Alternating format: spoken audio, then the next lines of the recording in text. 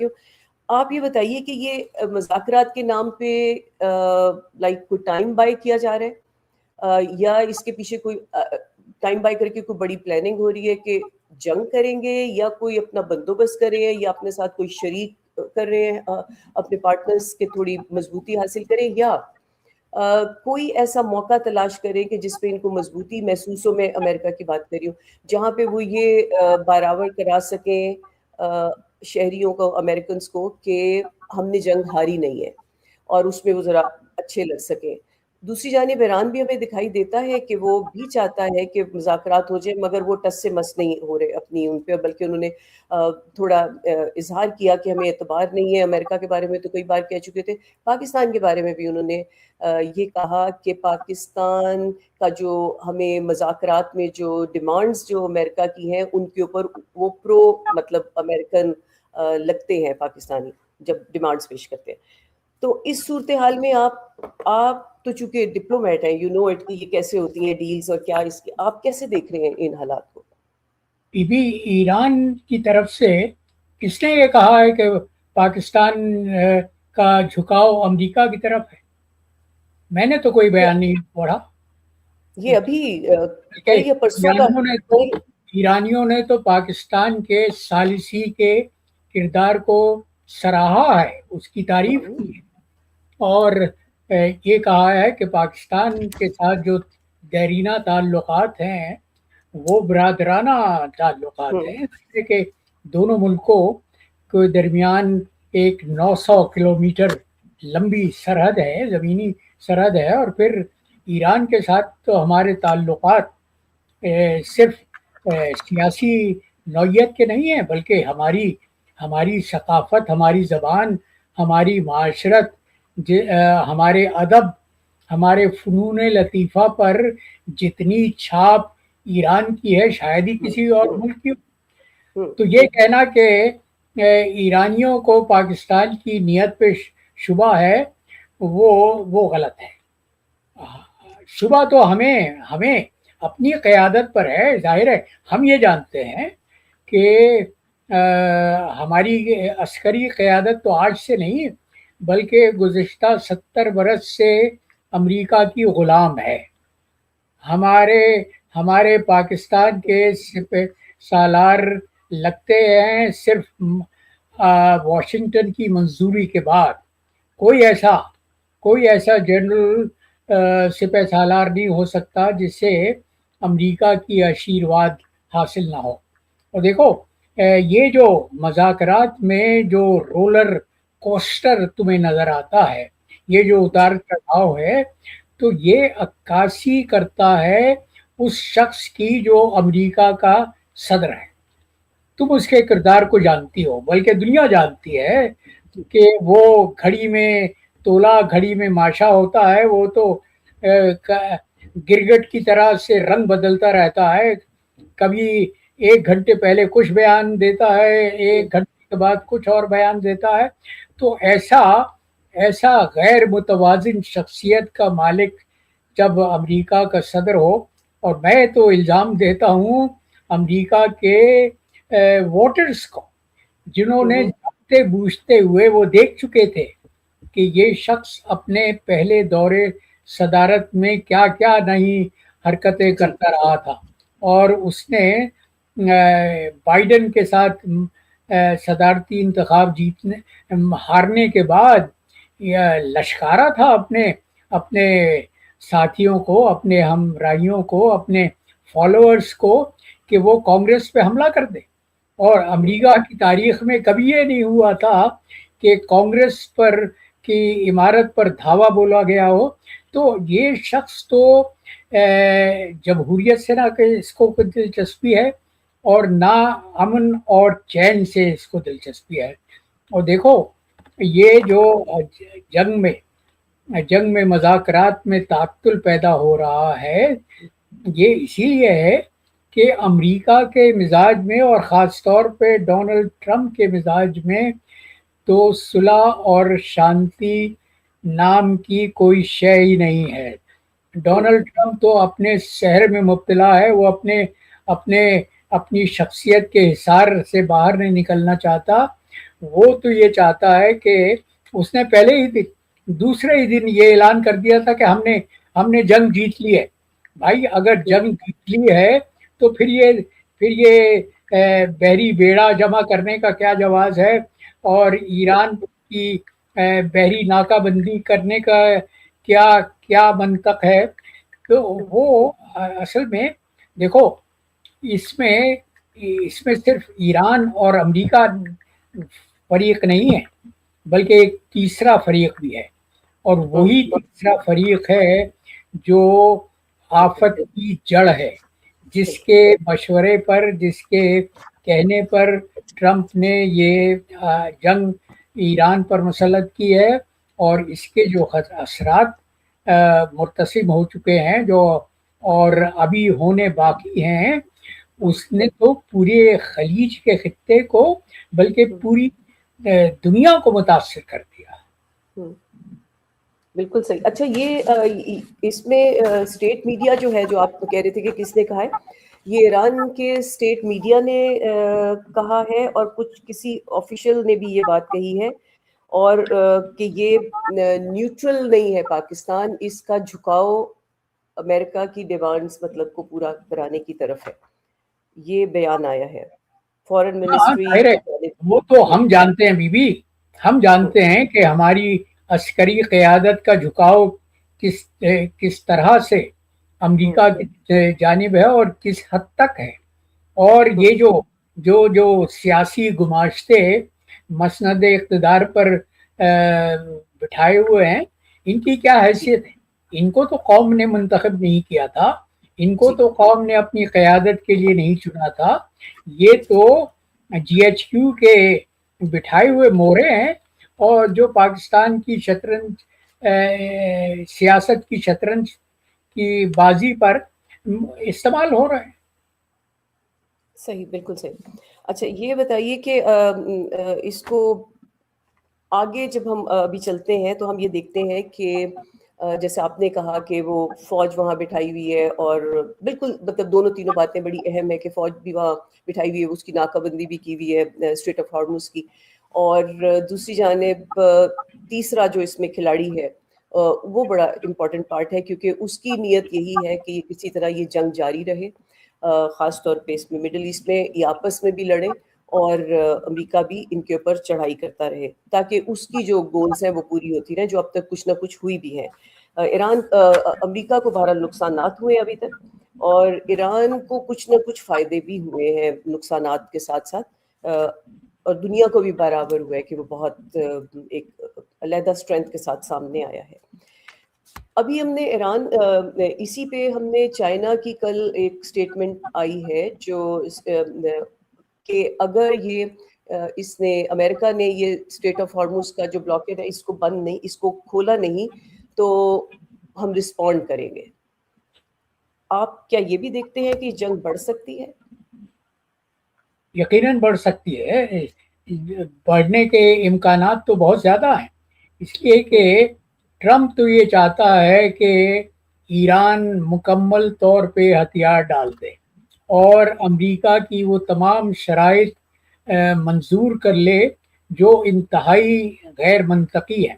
مثال کے طور پر وہ یہ کہتا ہے کہ ایران زیرو انریچمنٹ کرے یورینیم,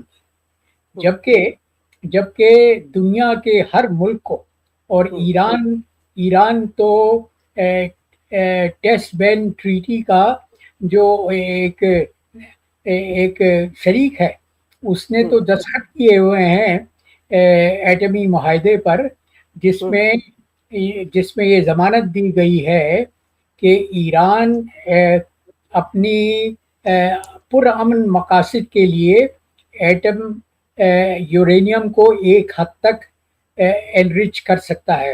اور 2015 میں جو اوباما کے زمانے میں جو معاہدہ ہوا تھا امریکہ اور ایران کے درمیان, جس کو ٹرمپ نے اپنے پہلے دور صدارت میں انتہائی تکبر کے ساتھ یہ کہہ کے رد کر دیا, مسترد کر دیا, اس کو منسوخ کر دیا کہ یہ تو اوباما کا پلان تھا, میں اس کے لیے تیار نہیں ہوں. اس میں ایران نے یہ شرط مان لی تھی کہ وہ یورینیم کو صرف پرامن مقاصد کے لیے 3.67 ڈگری تک ریفائن کرے گا. اب اس کے بعد جب یہ ٹرمپ نے معاہدہ منسوخ کیا، اس کے بعد ایران نے ظاہر ہے کہ اس کو اپنی سلامتی کے خطرے کا احساس ہو گیا. اس کے بعد اس نے اس یورینیم کو 60% تک بڑھا لیا، اس کو انرچ کر لیا. اب وہ ایک ٹرمپ کا دیکھو، وہ متضاد بیانات دیکھو. ٹرمپ کا ایک طرف تو یہ کہنا ہے کہ ہم نے ایران کا جو نیوکلیئر اسٹاک پائل تھا اس کو تباہ کر دیا. اس کے بعد دوسری طرف یہ کہتے ہیں کہ وہ جو یورینیم ڈسٹ ہے اس کو نکال کے کسی اور ملک کے حوالے کر دیا جائے. بھائی اگر تمہارے بقول تم نے ایران کے تمام عسکری نظام کو، دفاعی نظام کو تہس نہس کر دیا ہے، اور جو ٹرم جو ٹرمپ استعمال کرتے ہیں اوبلیٹریٹڈ انہوں نے تہس نہس کر دیا ہے، تو پھر اگر تہس نہس ہو گیا ہے تو پھر اس یورینیم ڈسٹ کو نکال کے کسی اور ملک کے حوالے کرنے کا کیا جواز ہے، کیا منطق ہے؟ تو اصل میں یہ جو ٹرمپ کی مجنونانہ حرکتیں ہیں، اور اس پر تو اب امریکی کانگریس میں سوالات اٹھائے جا رہے ہیں، اس لیے کہ امریکہ کے آئین کا آرٹیکل 5 یہ کہتا ہے کہ اگر کوئی صدر جسمانی طور پر یا ذہنی طور پر اس قابل نہ رہے کہ وہ منصب صدارت پر فائز رہ سکے تو اس کو صدارت سے ہٹایا جا سکتا ہے. تو ٹرمپ کو جو سب سے بڑا خطرہ ہے وہ یہ ہے کہ نومبر میں مڈ ٹرم الیکشنز ہونے والے ہیں امریکہ کے، اور امکانات یہی ہیں کہ اس میں ریپبلکن پارٹی جو اب تک پوری طرح سے صف آرا ہے ٹرمپ کی پالیسی کے اور شخصیت کے پیچھے، وہ شکست کا سامنا کرے گی، اور ڈیموکریٹس کو میجورٹی حاصل ہو جائے گی. اس کے بعد ڈیموکریٹس کو اتنی حیثیت مل جائے گی، اتنی طاقت مل جائے گی کہ وہ ٹرمپ کے خلاف امپیچمنٹ کی کارروائی شروع کر سکے. تو ٹرمپ کو تو اندازہ نہیں ہے کہ وہ اپنے پاؤں پر کس طرح سے کلہاڑی چلا رہا ہے. بالکل صحیح.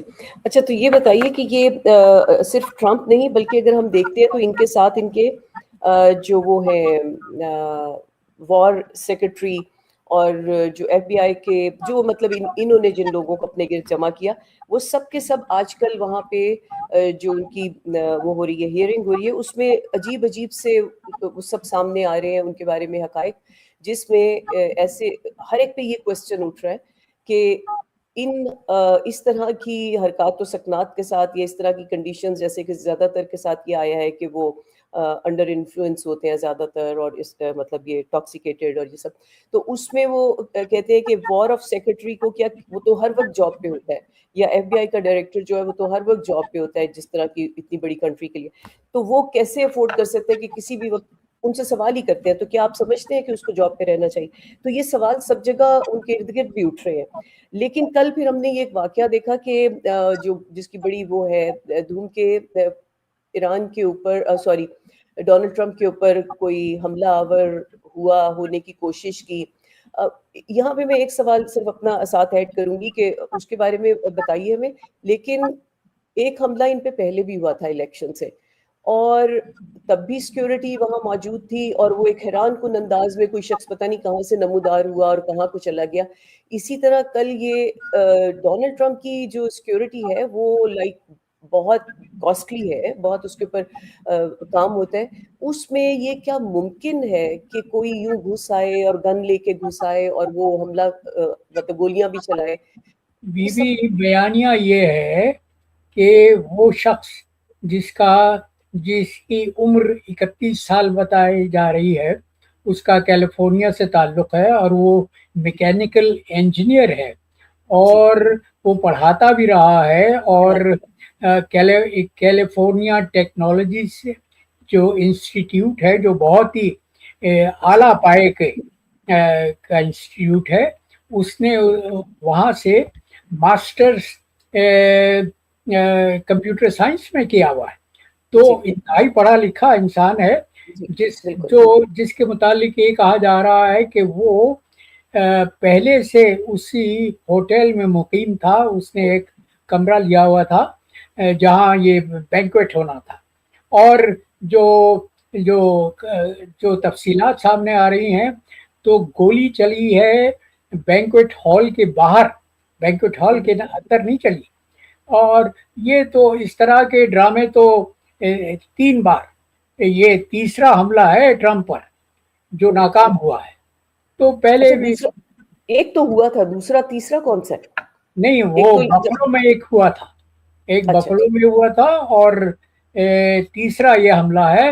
تو یہ اس طرح کے ڈرامے جو رچائے جاتے ہیں بی بی, وہ اپنی شہرت کی گرتی ہوئی ساکھ کو بحال کرنے کے لیے بہت آزمودہ طریقہ کار ہے.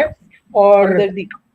ہاں, ہمدردیاں سب بٹورنے کے لیے, ہمدردیاں سمیٹنے کے لیے, لیکن اس سے فرق نہیں پڑنے والا, اس لیے کہ ٹرمپ نے جو دنیا کے لیے مصیبت پیدا کرتی ہے, اور جس طرح کے اثرات دنیا کی بہت بڑے. معیشت پر, دنیا کی اقتصادیات پر اس جنگ کی وجہ سے مرتب ہو رہے ہیں, اس کا صحیح اندازہ تو وہ بعد میں لگایا جائے گا جب جنگ ختم ہو جائے گی, اس کے بعد جبکہ آپ کو پتہ ہے کہ دنیا میں ویسے ہی کافی مطلب پرابلم چل رہی تھی اکانومی وائز, اور اس پہ یہ ستم, تو یہ بہت ہم پیچھے چلے جائیں گے سوائے اس کے کہ رشیا اور چائنا جو ہیں, یہ بھی امریکہ کو نقصان ہوگا کہ چائنا اور رشیا اپنا کام کر رہے ہیں, ان کو اس سے فائدہ ہو رہا ہے مطلب. اور یقیناً اس میں یہ سمجھیں کہ اگر امریکہ یوں نیچے کو آ رہا ہے تو وہ ایسے اوپر کو جا رہے ہیں, تو یہ ایک اور اکانومی کا اس کو بہت بڑا سیٹ بیک ہوگا, آئی مین اپنی پاور کا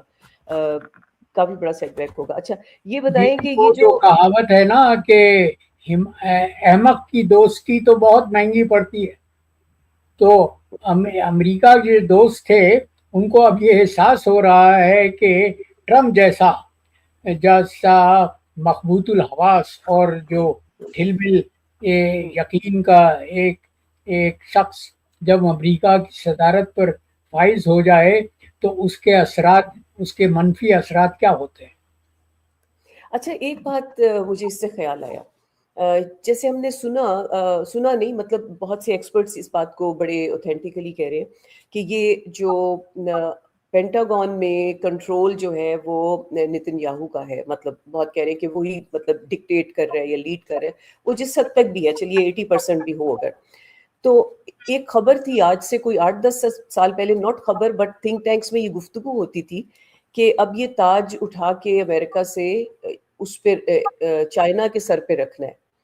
تو اور یہ لابی جو ہے جو اس پہ ہے اسرائیل میں, یہ لابی اب امریکہ سے وہ تاج, تو اب یہ جنگ بھی جو ہو رہی ہے کہ اب لگ رہا ہے کہ اس کا فائدہ چائنا کو ہو رہا ہے. یہ میں ایسی جسٹ ایک, کیونکہ یہ میں نے سنی تھی بات, میرے ذہن میں آ گئی, تو اس وقت کہہ رہے تھے کہ اب یہ تاج کی تیاری ہے کہ چائنا کے سر پہ رکھا جائے, امریکہ سے چلا جائے گا. تب ایسی کوئی بات نہیں تھی, امریکہ ٹھیک ہی چل رہا تھا مناسب.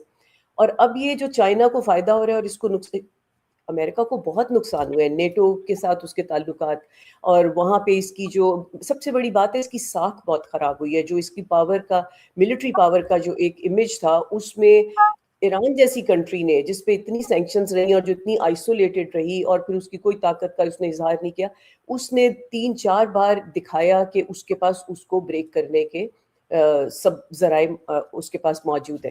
تو ابھی تو چائنا سامنے بھی نہیں آیا. تو اچھا یہ بتائیے کہ اب یہ کہہ رہے ہیں کہ ایران کی حکومت، یہ بھی بہت خبر ہے کہ ایران کی حکومت اور ان کی جو ریولوشنری فورسز ہیں ان میں بہت زیادہ آپس میں تضاد ہے سوچ کا، اور یہ وہ کچھ اور کہہ رہے ہیں، یہ کچھ اور کہہ رہے ہیں، تو ان کے ایران کے اندر اپنی کوئی کشمکش چل رہی ہے. یہ امریکن نیریٹو ہے ویسے تو، لیکن آپ کیا کہتے ہیں اس کے بارے میں؟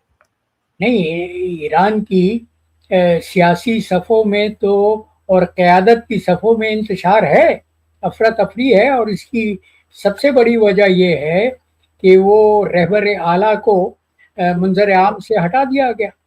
وہ جو خلا پیدا ہوا ہے اس کو ابھی تک بھرا نہیں جا سکا. اور پاسداران انقلاب جس کو ایران ریولوشنری گارڈ کور کہا جاتا ہے، IRGC، وہ حاوی ہو گئی ہے اس لیے، اور اس لیے کہ ان کے پاس ہتھیار ہے. اور یہ ہم پاکستانیوں سے بہتر اور کون جان سکتا ہے کہ جب فوج سیاست میں دخیل ہو جائے تو کیا صورتحال ہوتی ہے. ہم تو اچھا، تو یہ آپ کو یہ خدشہ محسوس ہو رہا ہے کہ ان کے پاس طاقت ہے، تو ایسا ہو سکتا ہے کہ وہ کنٹرول ناٹ ایز کے آرمی آ جائے وہاں پہ، لیکن کیا وہ فیصلوں کو کنٹرول کر سکتے ہیں کہ جنگ کا فیصلہ ہے، اس کو روکنا ہے، اس کو چلانا ہے، تو خدا نہ خواستہ ان کو کوئی اور مطلب کنٹرول باہر سے بھی کر سکتا ہے، کہ ایسا بھی ہو سکتا ہے؟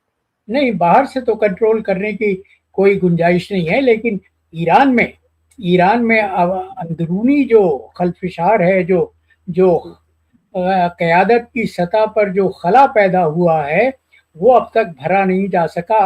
اور دیکھو، وہ پانی ہمیشہ نشیب میں جاتا ہے، تو جس کے پاس گن ہے، جس کے پاس بندوق ہے، وہ طاقت حاصل کر لے گا، وہ بالادست ہو جائے گا. اور وہ مجھے اس پر ماؤ کا ایک قول یاد آ رہا ہے. انہوں نے کہا تھا، ماؤ زے تونگ نے، کہ power flows from the barrel of a gun, کہ بندوق کی نالی سے اصل طاقت کا اظہار ہوتا ہے. اصل طاقت بندوق کی نالی سے ابلتی ہے. تو یہ جو ٹرمپ نے کیا ہے، اور ٹرمپ نے کیا، یہ اصل میں تو نیتن یاہو کا منصوبہ تھا، جس پر آنکھ بند کر کے ٹرمپ نے عمل کیا کہ ایران کی اعلیٰ قیادت کو، ایران کے رہبر اعلیٰ کو منظر عام سے ہٹا دیا جائے. اور ان کا خیال یہ تھا کہ جب یہ قیادت کمزور ہو جائے گی یا کہ یہ ہٹ جائے گی تو ایران کے عوام اٹھ کھڑے ہوں گے. اور انہوں نے تو پہلے شے دی تھی نا، ایران کے عوام کو پہلے شے دینے کی کوشش کی تھی، وہ ناکام ہوئی. ان کا یہ خیال تھا کہ اگر یہ ہم اس حد تک جائیں گے کہ رہبر اعلیٰ کو ختم کر دیں اور ایرانی قیادت کا جو ٹاپ لیڈرشپ ہے اس کا صفایا کر دیں، تو بھی ایرانی عوام اقتدار سنبھال لیں گے. الٹا اثر ہوا اس لیے کہ ایران کے عوام نے دیکھ لیا کہ یہ جو ہماری قیادت کو ختم کرنے کے درپے ہیں، یہ ہمارے دوست نہیں ہیں، یہ ہمارے دشمن ہیں. لہذا ایران کے عوام اپنی سیاسی قیادت کے پیچھے ہو گئے. ایک تو یہ دیکھ لیا انہوں نے. دوسرا میں نے ایک چیز اور دیکھی ہے کہ اس میں ان کا جو خیال تھا قیادت کو، کیونکہ پریزیڈنٹ ہے جی، وہ چلاتا ہے، اس کے آرڈرز ہیں، یا جیسے پاکستان میں عاصم منیر چلاتے ہیں، ڈونلڈ ٹرمپ کہتے ہیں میرے فیورٹ ہے، ایک طرف جمہوریت کی بات کرتے ہیں، دوسری طرف جانتے بوجھتے ایک یونیفارم میں ایک چیف آف آرمی اسٹاف کو، جو اب فیلڈ مارشل بھی کہلاتے ہیں، ان کو کہتے ہیں کہ یہ حکمران ہے پاکستان کے. اور اس سے ان کو بالکل شرم، کوئی خیال نہیں آتا کہ وہ تو جمہوریت کے نام پہ انہوں نے کتنے ملکوں میں تباہی امریکہ نے مچائی ہے کہ یہاں جمہوریت نہیں ہے، ڈکٹیٹرشپ ہے وغیرہ وغیرہ، اور ادھر وہ ڈکٹیٹرشپ کو اپریشیٹ کر رہے ہوتے ہیں. مجھے یہ بتائیے کہ اگر یہ جنگ ہو جاتی ہے دوبارہ، یہ کوئی معاہدہ نہیں ہو پاتا اور یہ لگتے بھی ہیں آثار، تو کیا یہ جنگ ایران اس کا متحمل ہو سکے گا، یا امریکہ کو ایک آدھے دن میں سمجھ آ جائے گی؟ یہ جنگ کس طرف لیڈ کرے گی اگر یہ جنگ ہو جاتی ہے؟ پاکستان کو بھی چھوڑ دیتے ہیں. بہت خون خرابہ ہوگا بہت خون بہے گا، لیکن جو اس کے اثرات ہوں گے وہ پورے خطے تک محدود نہیں رہیں گے، وہ پھر جنگ عالمی جنگ ہو جائے گی۔ تو ٹرمپ کو یہ اندازہ ہے، وہ اس کو یہ اتنا شعور تو ہے کہ اس نے جس سانپ کے بل میں ہاتھ ڈال دیا ہے وہاں سے ڈسے بغیر وہ نکل نہیں سکے گا۔ تو یہ تو جو صورتحال ہے یہ سانپ کے حلق میں چھچندر نہ نگلتے بن رہی ہے نہ اگلتے بن رہی ہے، اگلتے، کیونکہ اس نے ایئر فورس کا بھی دیکھ لی، ایگزٹ کا جو دروازہ ہے وہ نظر نہیں آ رہا ٹرمپ کو کہ وہ کس طرح مناسب دروازہ فیس سیونگ کر کے یہ اعلان کر سکے کہ ہم نے جنگ جیت لیا اور ایران کو ہم نے برباد کر دیا ہے۔ بالکل ایسا ہی ہے۔ انہوں نے دوست بھی ایسے بنائے ہیں کہ اگر وہ ان کو کوئی انسٹرکشنز بھیجتے ہیں تو وہ اس کے انسٹرکشن سمیت اس کو چھاپ دیتے ہیں، تو ان کی قسمت تو وہ اتنی بڑی ڈیفیٹ ان کی سامنے نظر آ جاتی ہے کہ وہ ان کا حال کیا ہے۔ تو یہ بہت بڑی کوتاہی ہے میں سمجھتی ہوں۔ یقیناً ٹرمپ کے دل میں اس انہوں نے گیرا لگائی ہوگی، ابھی تو وہ کام سے فائدہ اٹھا رہے ہیں، مگر ان کو بہت شرمندگی ہوئی ہے اور بہت زیادہ ان کے نام کی خرابی ہوئی ہے کہ وہ پہلے ایک بڑی بلڈنگ پہ چڑھے کھڑے تھے اور اب ایک دم سے انہوں نے کہا بھائی مجھے سیڑھی لگاؤ، مجھے اتارو، تو انہوں نے ان کو بڑا ایکسپوز کر دیا۔ اچھا، میں آخری سوال آپ سے یہ کرنا چاہتی ہوں کہ عمران خان پاکستان میں یہ مذاکرات کے درمیان میں جو بھی یہ بھاگ دوڑ کر رہے ہیں اور چلے ان خبروں میں چھپ رہے ہیں اور سب کچھ ہو رہے ہیں، اس سے پاکستان کی تقدیر کتنی بدلے گی؟ اگر کوئی یہ اس کا معاوضہ بھی کہیں سے آتا ہے، کچھ اس کے مطلب لین دین میں بھی کوئی بینیفٹس کہہ لیجیے، چلیے اچھے لفظ میں، تو وہ ظاہر ہے کہ ہم واقف ہیں، جو لوگ پارلیمنٹ میں بھی بیٹھے ہیں یا جو ان کے ارد گرد بھی ہیں، یہ حصے شاید بانٹے جائیں یا کچھ ہو جائے، خدا جانے پاکستان کو اس کا کیا فائدہ ہو۔ اور اس کے بعد جو عمران خان ہے ان کی عوام کو کوئی فائدہ نہیں ہوگا بی بی، جو فائدہ ہوگا وہ تو بالائی پوری وہ اشرافیہ کھا جائے گی، ہے نا، آئسنگ آف دا کیک۔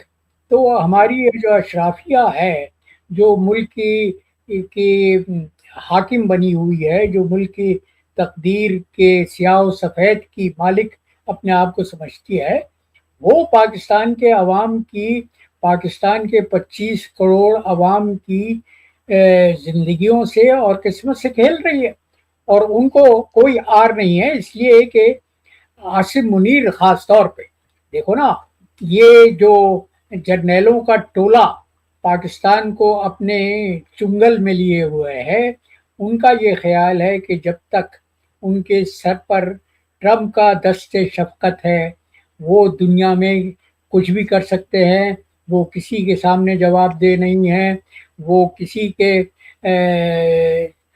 کوئی ان کا احتساب نہیں کر سکتا، کوئی ان کا مواخذہ نہیں کر سکتا۔ تو یہ وہ تو لوگ ہیں جنہوں نے دنیا کے لیے اپنے ضمیر کو بیچ دیا۔ یہ سمجھتے ہیں کہ طاقت جو ہے وہ صرف واشنگٹن سے آ سکتی ہے، اور اگر ٹرمپ جیسا صدر ہو جو ہر روز عاصم منیر کی تعریف کرتا ہے اور یہ کہتا ہے کہ میرا پسندیدہ فیلڈ مارشل ہے، وہ بہت ذہین ہے، تو عاصم منیر کے لیے تو سمجھنا غلط نہیں ہوگا کہ وہ پاکستان کے سیاہ و سفید کے مالک ہیں، اور عمران خان کا مستقبل تو فی الحال انتہائی تاریک نظر آتا ہے، اس لیے کہ عاصم منیر نے تو عمران کو جیل کی سلاخوں کے پیچھے رکھنے کی قسم کھائی۔ یہ تو ذاتی اناد ہے، ذاتی انتقام ہے جس کسی کا صحافی نے یہ مظاہرہ۔ کہا ہے کہ ان کی یہ سٹیٹمنٹ ہے عاصم منیر کی کہ جب تک میں ہوں پاور میں عمران خان باہر نہیں آ سکتا۔ ایسی بات کہہ سکتے ہیں یہ کیا؟ ہاں بالکل کہہ سکتے ہیں، کیوں نہیں کر سکتے۔ اعلان وہ تو ان کے افعال بتا رہے ہیں، ان کے اعمال بتا رہے ہیں کہ ان کا ایجنڈا کیا ہے۔ وہ تو میں بلکہ کسی پروگرام میں کل پرسوں کہہ رہا تھا کہ بہت جلد یہ ہونے والا ہے کہ زرداری کی بھی چھٹی ہونے والی ہے، اور نواز شریف کی بھی چھٹی ہونے والی ہے، اور عاصم منیر جس طرح سے پرویز مشرف نے اپنے آپ کو صدر ڈکلیئر کیا تھا، اسی طرح وہ بھی اپنے آپ کو صدر ڈکلیئر کر دیں گے، تاحیات استثنا تو انہوں نے کسی احتساب کے خلاف لے لیا ہے، اب وہ تاحیات پاکستان کے صدر بھی ہو جائیں گے. اچھا اور جب یہ صدر بن جاتے ہیں، جب یہ صدر اگلا بن جاتے ہیں، ملٹری کی اس میں نہیں رہتے یونیفارم میں اور چیف نہیں رہتے، تو ظاہر چیف کوئی اور، تو اس وقت بھی ان کے پاس ایسی ہی طاقت رہتی ہے؟ اس سے کوئی فرق نہیں پڑتا کہ وہ ملٹری یونیفارم میں ہے یا سادہ کپڑوں میں ہے، ان کے پاس اقتدار ہے، وہ پاکستان کو اپنی مٹھی میں لیے ہوئے ہیں، تو اس سے کیا فرق پڑتا ہے کہ وہ. نہیں تو جو دوسرے جنرل صاحب آئیں گے وہ اپنی کوئی ان کی سے نہیں ہوگی. بیوی دیکھو، پاکستان کا یہ جو عسکری نظام ہے وہ ایک بہت بڑی مافیا ہے. انہوں نے ایک ایسا نظام بنایا ہوا ہے کہ جہاں سے بریگیڈیئر کے رینک شروع ہوتا ہے وہاں سے مفادات کا ایک ٹریل شروع ہو جاتا ہے. ان کو زمینیں ملتی ہیں، ان کو زرعی زمینیں بھی ملتی ہیں، ان کو شہری زمینیں بھی ملتی ہیں. یہ میں کسی پروگرام میں بتا رہا تھا، بلکہ میں نے اپنی یادداشتوں میں بھی لکھ دیا ہے کہ پرویز مشرف اقتدار سنبھالنے کے 10ویں دن انقرہ پہنچ گئے تھے، ترکی. میں وہاں پاکستان کا سفیر تھا، تو مجھ سے کہنے لگے کہ ہمارے اور ترکی کی افواج میں بہت سی اقدار مشترک ہے، وی ہیو کامن ویلیوز. میں نے کہا ہاں بالکل درست کہہ رہے ہیں آپ، لیکن ایک قدر بہت مختلف ہے. کہنے لگے کیا؟ میں نے کہا آپ ترکی کے کسی شہر میں مجھے ڈیفنس ہاؤسنگ اتھارٹی نہیں دکھا سکتے. یہاں تو پاکستان کے ہر بڑے شہر میں ڈیفنس ہاؤسنگ اتھارٹی ہے، بہترین زمینیں وہ آپ کوڑیوں کے مول ان کو مل جاتی ہیں. میں اب اپنے واقعات بیان کرنا شروع کروں تو بہت طویل پروگرام ہو جائے گا، لیکن میرا جو ملٹری اٹیشی تھا انقرہ میں، ترکی میں، وہ میرے پاس آیا کہ سر مجھے چھٹی چاہیے. میں نے کہا کیوں چاہیے؟ میں نے کہنے لگا کہ میں پاکستان جا رہا ہوں، اپنا مکان بنا لیا ہے میں نے پشاور میں اس کو بیچنا چاہ رہا. تو میں نے کہا بھائی، میں نے ہنس کے کہا، میں نے کہا میں تو سفیر ہوں، میں تو آج تک پاکستان میں مکان نہیں بنا سکا. اس نے کہا سر میرے پاس ایک پلاٹ ہے پنڈی میں، ایک پلاٹ ہے لاہور میں، ایک پلاٹ ہے کراچی میں، تو میں نے ایک پنڈی کا پلاٹ بیچ دیا اور اس سے مکان بنا لیا. تو یہ پورا نظام وہ جو کرپشن کا ایک سلسلہ ہے، ایک طویل سلسلہ ہے. دیکھو نا، پاکستان کی فوج دنیا کی واحد فوج ہے جو 80 سے زیادہ مختلف قسم کے صنعتی اور تجارتی ادارے چلاتی ہے. سارے پاکستان کے ادارے اب تو انہی کے پاس ہے. پی آئی اے میں بھی کہیں نہ کہیں سے ان کا وہ ہو گیا، انٹری ہو گئی ہے. اچھا اب میں آخری نوٹ آپ چاہتی ہوں کہ آپ نے ایک دم کافی مایوسی کی جو نظر آ رہی ہے، آپ نے حقیقت بیان کی عمران خان کے حوالے سے. آپ کوئی ایسا پیغام دیجئے کہ کیا کیا جا سکتا ہے، کیا کیا جائے کہ عمران خان، ظاہر ہے آپ کی بڑی نظر ہے سیاست پہ، ڈپلومیسی پہ، فوجوں پہ، آپ کب سے ماشاءاللہ اتنے سینئر، آپ نے اتنا کچھ دیکھا ہے، کیا سجیشن آپ دیں گے پاکستانی عوام کو؟ 80-90% جو ہے وہ عمران خان کو پاکستان کے چاہتی ہوگی. عوام کی تقدیر نہیں بدلے گی جب تک وہ اپنی تقدیر بدلنے کے لیے خود سر سے کفن باندھ کے میدان میں نہیں نکلتے. دیکھو، وہ جو کائنات کا بنانے والا ہے وہ کہہ رہا ہے اپنی کتاب مبین میں کہ اللہ نے آج تک اس قوم کی تقدیر نہیں بدلی جس کو اپنی تقدیر خود بدلنے کا خیال نہ ہو. تو یہ تو پاکستان کے عوام کی بے حسی ہے کہ وہ ہر جبر و ظلم اور زیادتی کو برداشت کرتے جاتے ہیں، مزید بالکل اس سے طالع آزمان فائدہ اٹھاتے ہیں. بالکل ایسا ہی ہے. تو اس کا مطلب ہے کہ اگر وہ سر پہ کفن ایرانی قوم کی طرح اگر باندھ لے تو دیکھ لیجئے ایران نے 2 بڑی طاقتوں کو شکست دے دی ہے. اور اپنی اس پہ ضد پہ بیٹھا ہے. بہت لوگ مرے لیکن انہوں نے شہادت ہوئی ہے، لیکن انہوں نے اپنی عزت اور اپنی غیرت پہ حرف نہیں آنے دیا، اپنی ڈگنیٹی کے لیے آج بھی لڑے. ایرانی وہ کہہ رہے ہیں کہ آنر کے ساتھ اگر ہمیں مذاکرات کرو گے تو ہم مذاکرات کریں گے، اگر ہمیں تم دھمکی سے کرو گے تو ہم نہیں کریں گے. جی غیرت کا سوال ہے نا. ایرانی کبھی کسی کے غلام نہیں رہے. پاکستان کا تو سب سے بڑا مسئلہ یہ ہے کہ پاکستانی عوام کے خمیر میں غلامی کا زہر اتنا رچا بسا ہوا ہے کہ وہ ان کو ہلنے نہیں دیتا، ٹس سے مس نہیں ہونے دیتا. خدا کرے کہ خدائی کوئی ہمت دے دے اور لوگ نکلیں، اور عمران خان کو آزاد ہونا بہت ضروری ہے، ورنہ اگلا مرحلہ پاکستان کا اس فیز کے بعد اور بھی خطرناک ہوگا. آپ کا بہت بہت شکریہ.